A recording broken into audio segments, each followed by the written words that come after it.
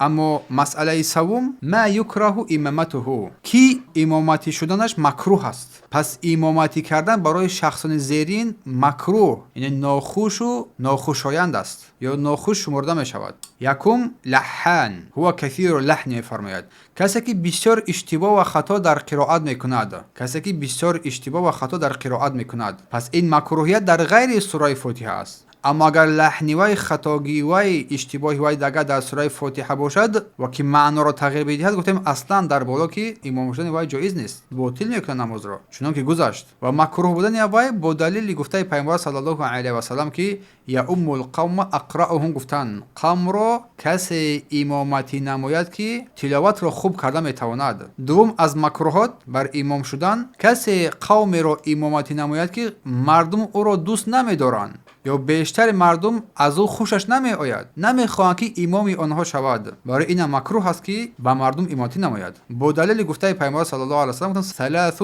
لا ترتفع صلاه فوق رؤوسهم شبرا، پیامبر گفتند که 3 نفر هستند که نمازشان از سرشان بلند نمی شود، بالا نمی رود.